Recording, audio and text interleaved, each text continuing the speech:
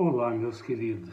Pela graça de Deus, estamos juntos mais uma vez. E eu queria compartilhar com vocês algo que Deus falou profundamente ao meu coração. Alguém me enviou através do Instagram uma parte de uma entrevista de um moço chamado Marcos Rossi, entrevistando um dos candidatos à presidência, o Pablo Marçal, bastante conhecido nas questões de marketing, né, relacionado às mídias sociais. E esse Marcos Rossi, se você tiver curiosidade, depois você pode procurar no Instagram. Este jovem, ele não tem os dois braços e ele não tem as duas pernas. E para que ele possa permanecer numa posição ereta, foi colocado uma placa de metal. E, além disto, ele fala em alguns dos seus testemunhos, ele sofre uma dor constante e diária por causa da sua própria questão de coluna, de desgaste, de escoliose e por aí por diante. Mas o que falou muito comigo e o que me chamou a atenção é que quando ele entrevistava o Pablo Marçal, o Pablo pergunta para ele, mas cara, e você? Nessa condição, sofrendo o que você sofre, como que você continua fazendo o que você faz? E ele disse o seguinte: nada, absolutamente nada, pode ser maior do que a minha missão. E quando eu ouvi isto, de repente eu creio que isso vai falar com você, de repente é algo que você tem vivido nesses dias. Eu me lembrei, né, que em 97, um amigo me deu esse livro de presente de aniversário. Então, há 25 anos atrás, eu ganhei esse livro de presente de um amigo e isto me ajudou naquela época, né? E aqui diz assim: quando fazer todo o possível não é suficiente. E essa frase deste jovem me fez lembrar deste livro que fala da experiência de Elias, mas também me fez lembrar de Paulo, né? Eu não sei se você já ouviu falar sobre a síndrome de Burnout. Esta síndrome fala justamente desta questão de um esgotamento emocional, né? O sentido mais próximo desta palavra é totalmente queimado. Por isto, esta foto, né, de um palito de fósforo queimado. E muitas vezes nós vivemos esta realidade, e por isso, né, ao me lembrar de Paulo, eu quero compartilhar com você. Por quê? Porque eu já me senti assim, eu já me senti desta maneira, mas o que me chama a atenção na vida de Paulo é porque em 2 Coríntios 12:15, ele diz assim: eu de boa vontade me gastarei e me deixarei gastar em prol das vossas almas. Por quê? Porque Paulo, ele buscava viver este burnout espiritual. Emocional é complicado. Por quê? porque nós precisamos de saúde emocional. E Paulo, né, entre tantos personagens bíblicos, é o que eu vejo que possuía esta saúde emocional, este equilíbrio emocional diante das lutas e dificuldades que ele enfrentou no seu ministério. E você vai entender melhor. Eu queria que você abrisse a sua Bíblia ou o seu aplicativo do celular em Atos 20, 22. Atos dos Apóstolos 20, 22. Veja comigo o que Paulo declara. Ele diz assim: agora eu vou para Jerusalém constrangido ou em obediência ao Espírito Santo, sem saber o que vai me acontecer lá. Sei somente que em todas as cidades o Espírito Santo tem me avisado que prisões e sofrimentos estão me esperando. Olha a situação de Paulo, né? Tente se colocar no lugar dele. Eu fiz esse exercício, né? Diante desta incerteza, desta insegurança, do risco que ele corria, né? Olha esta circunstância, mas olha o que Paulo declara em seguida: mas eu não dou valor à minha própria vida, o importante é que eu complete a minha missão e termine o trabalho que o Senhor Jesus me chamou para fazer. Aí eu quero te fazer uma pergunta: qual é o seu bem mais precioso? Eu sei que muitas coisas às vezes vêm na sua mente diante desta pergunta, mas você vai entender comigo, assim como Paulo entendia, e esta é a razão deste equilíbrio emocional, desta saúde emocional. Por quê? Ele buscava viver esse burnout espiritual, que era o quê? Era entregar tudo.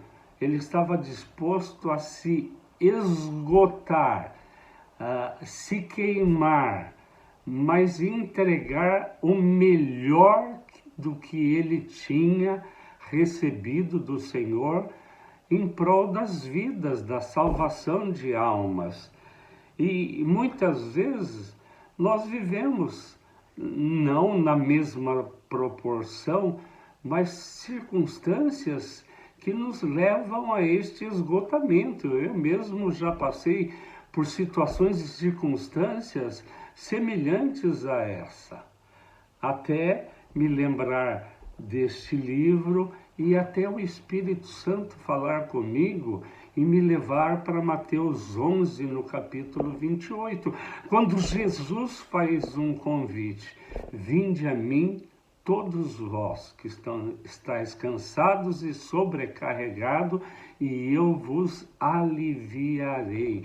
Por que muitas vezes nós nos encontramos em situações como esta, quando fazer todo o possível não é suficiente? E nunca vai ser. Por quê? Porque todo o nosso possível fala de um esforço próprio. Fala da nossa força, da nossa capacidade, da nossa experiência, do nosso empenho. E com Deus não é assim. Não é assim. Por que Paulo tinha esta saúde emocional? Porque ele caminhava e a sua vida era pautada pela graça de Deus. Pela graça de Deus. Então, quando ele diz, né, que o que esperava ele era aflição, era sofrimento, era prisão, era castigo, ele não estava nem aí para isto. Por quê? Porque o mais importante para ele era cumprir a sua missão. E ele fazia isto não pelo seu próprio esforço, mas pela graça de Deus. Há muito tempo atrás eu trabalhei essa questão, né? Porque as Escrituras deixam claro que Deus escolheu nos favorecer, não é mérito nosso. É fruto do grande amor de Deus pela minha e pela sua vida. Pela vida de todos aqueles que foram alcançados pela graça de Jesus Cristo através da sua obra consumada na cruz do Calvário. Nós só precisamos crer e viver esta realidade e entender que Deus escolheu nos favorecer, Deus escolheu nos colocar debaixo da sua graça. Foi escolha de Deus, não é mérito nosso. É por causa do grande amor de Deus. E quando nós tentamos fazer pelo nosso próprio esforço, nós saímos debaixo deste favor, desta graça. Então é importante entender isso para permanecer debaixo do favor de Deus e da graça de Deus, né? Mas para Paulo, mais importante do que a sua própria vida era cumprir a sua missão. Esse talvez seja o grande conflito de Paulo nas suas cartas, né? Porque ele dizia assim: nossa, se eu partir, eu vou estar com meu Senhor, e isso é o que eu mais quero. Mas eu tenho uma missão, eu tenho um chamado para cumprir. Né? Então, enquanto eu estou nesta vida, eu vou me esforçar e me empenhar, tendo como alicerce a graça de Deus, para fazer a obra de Deus, para cumprir esta missão, este chamado. Né? Este mesmo Paulo, em Efésios, no capítulo 2, verso 10, depois você pode olhar, ele diz assim: nós somos feituras de Deus, criados em Cristo Jesus, né, para as boas obras. Ele tinha esta consciência. Nós fomos alcançados pela graça de Deus, não só para que pudéssemos receber uma salvação poderosa, para que um dia possamos estar juntos com o Senhor lá no céu, mas há uma obra a ser feita. Todos nós fomos chamados como testemunhas para falar as vidas do grande amor de Deus manifestado em Cristo Jesus. Este mesmo Paulo, na segunda carta aos Coríntios, no capítulo 9, verso de número 8, ele diz assim: e Deus é capaz de fazer abundar sobre vós toda graça, para que tenha um propósito, tendo sempre, em todo o tempo, em todas as coisas, toda suficiência, nós possamos abundar em toda boa obra. Então, o pano de fundo, a grande questão é: existe uma obra a ser feita. Agora, a vida de Paulo, ela nos mostra como isto deve acontecer, né? E é interessante, né, que ele tinha esta consciência e ele entendia, em primeiro lugar, que as boas obras, elas eram resultado da graça de Deus na vida dele, né? E não a causa delas. Então, é pura graça de Deus. É puro favor de Deus. É esta graça, este favor, é que nos impulsiona, é que é o combustível que deve nos conduzir ao cumprimento da nossa missão e do nosso chamado, né? Então, o que me chama a atenção, o que me impressiona, o que me fez lembrar de Paulo, é o fato de que Paulo, ao olhar para a sua vida, né, ele tinha a convicção, a certeza de que ele havia anunciado Cristo às pessoas, né? E o motivo disto acontecer era justamente o fato de que isto era o mais importante para ele, a ponto de que ele não temia pela sua própria vida. Por quê? Porque ele sabia que Deus estava no controle de todas as coisas. Mas Paulo, ele tinha esta convicção. Aí eu pergunto, será que nós temos esta mesma convicção e certeza de que estamos testemunhando para as pessoas, falando do Evangelho, da graça de Deus, né? Talvez pensando com a nossa mente, nós podemos até dizer que sim. Agora, quando nós olhamos para as nossas práticas de vida, será que isto continua sendo verdade? Pensa comigo. Agora, eu posso responder por mim. Não. Não. Entender a mensagem de Paulo, né? O que ele ensinou através da própria vida dele, é fácil. Agora, viver o que ele viveu não é assim tão fácil. Só pela graça de Deus. Só pela graça de Deus. Para Paulo, a sua vida ela era preciosa somente se ela fosse gasta, usada em favor das pessoas, fazendo bem para as pessoas, testemunhando para a pessoa, falando do grande amor de Deus pelas vidas, pelas almas. Então, este era o combustível de Paulo, que levava ele a andar de cidade em cidade, impelido pelo Espírito Santo, né? Sem saber o que ia acontecer. E pior, né? O próprio Espírito ia avisando ele, olha, aqui você vai ser afligido, aqui você vai ficar em prisão, aqui você vai ser castigado. E isso para ele não tinha muito valor, contanto que ele cumprisse a sua missão e o chamado que o Senhor deu a ele.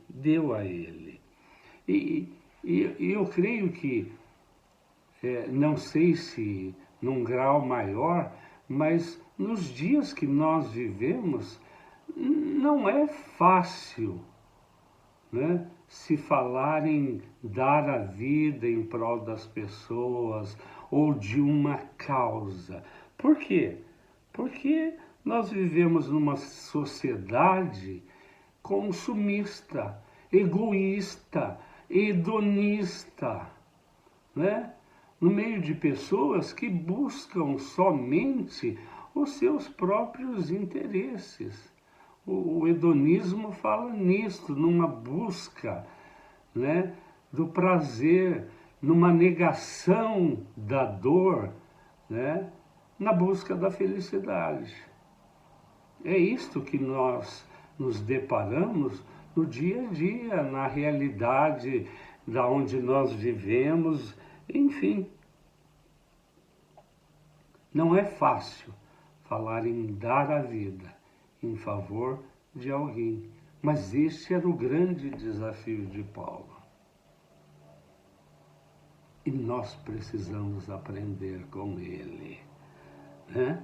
Que isto não é resultado de um esforço pessoal, mas é o resultado da graça de Deus na nossa vida, na minha vida, na sua vida. É somente esta graça que é capaz de nos impelir e nos impulsionar, como o Espírito Santo fazia com Paulo, levando ele a ser esta testemunha em todos os lugares.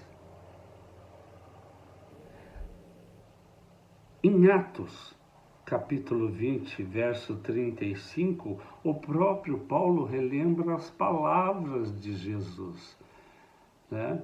Dizendo que é mais bem-aventurado dar do que receber. E o que nos é ensinado, o que se vive, né? O que vive a grande maioria das pessoas nos nossos dias, é justamente buscando o seu próprio benefício. Até mesmo como cristão, quando nós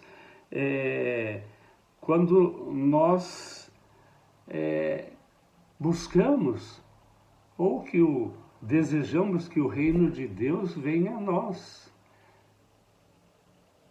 nos esquecendo de fazer a sua vontade, que o teu reino venha, mas que a tua vontade seja feita. E este reino, ele vem e se estabelece na vida de pessoas quando justamente nós cumprimos o nosso chamado e a nossa missão. Porque esse reino, ele não é físico, ele é espiritual. E quando você testemunha de Cristo para alguém, quando você fala da obra de Cristo e da salvação que ele providenciou naquela cruz, e a pessoa recebe, aceita isto, o reino de Deus é implantado na vida daquela pessoa. Então, que o teu reino venha assim, porque esta é a tua vontade, mas não só que ele venha, mas que ele alcance milhões de vidas nos quatro cantos desta terra, né? Por todas as eras, até a volta de Cristo, até a volta do Senhor. João, no seu Evangelho, no capítulo 12, verso 24, diz que é Jesus, na realidade, falando de uma vida que nasce da morte. Quando ele diz assim, que se o grão de trigo caindo na terra não morrer, fica ele só. Mas se ele morrer, vai gerar muitos frutos, dá muitos frutos. O grão de trigo é um símbolo de Cristo. Por quê?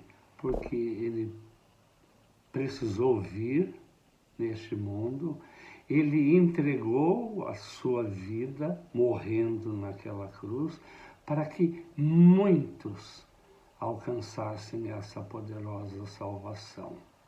Então, esse é o símbolo. O grão de trigo, se ele cair na terra e não morrer, ele vai ficar só. Agora, se ele morrer, ele vai produzir muitos frutos.